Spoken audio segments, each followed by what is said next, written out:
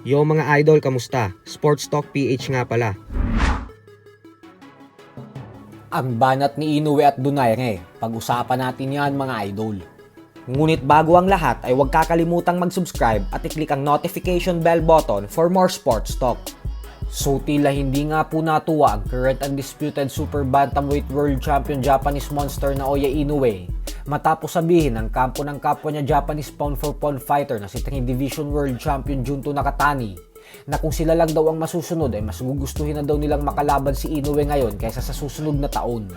Paliwanag ng trainer ni Nakatani na si Rudy Hernandez na ang dahilan umano kung bakit mas gusto nilang makalaban si Inoue sa lalong madaling panahon ay dahil pag nag-antay daw sila ng isa pang taon bago ganapin ang laban ay mas magkakaroon lang umano ng dahilan si Inoue kapag natalo ito kasi matanda na daw ito.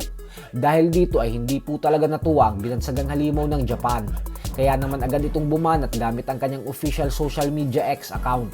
Birada ni Inoue na sinisigurado niya daw sa trainer ni Nakatani na sa susunod na taon umano ay nasa kasagsagan pa din siya ng kanyang kalakasan.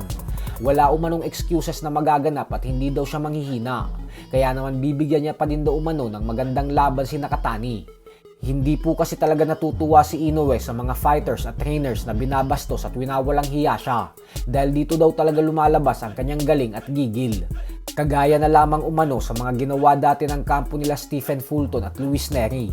Kaya ang resulta sa bandang huli ay binugbog niya ang mga ito at tinalo via knockout.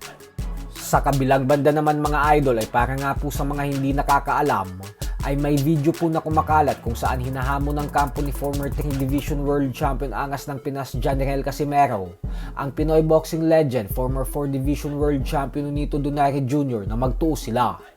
At dahil dyan, kaya naman maging ang ating kaibigan na si Pau Salud ng Pauka Sports ay direktang tinanong ang asawa ni Nonito na si Rachel Donaire patungkol sa kung tunay daw ba na inalok sila ni Casimero para sa isang laban.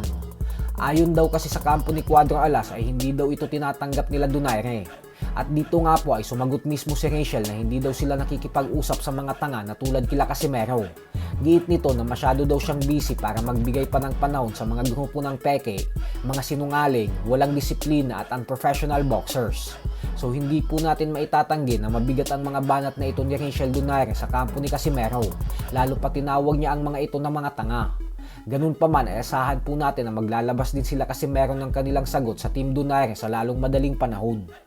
Samantala, nagkaharap na nga po sa kauna-unahang pagkakataon kanina lamang ang YouTuber boxing superstar Jake Paul at ang former WBC middleweight world champion Julio Cesar Chavez Jr. sa press conference na ginanap sa Los Angeles, California. Nakatakda po silang magtuo sa susunod na buwan. At sa kanilang paghaharap nga po ay hindi sila nagpakita ng respeto sa isa't isa dahil talagang bastusan ang ginagawa nila. Kumbinsido po kasi sila na tatalunin nila ang isa't isa via knockout. Bukod dyan ay madaming fans din ang nag-aabang sa bakbakan na ito. Gawa ng nakasuporta ang buong Mexican fans sa pambato nilang si Chavez. Kaya naman umaasa sila na hindi sila bibiguin ng kanilang kababayan at tuluyan na daw nitong papatahimikin ang maingay at aroganteng si Jake Paul. So hanggang dito na lang po muna tayo mga idol.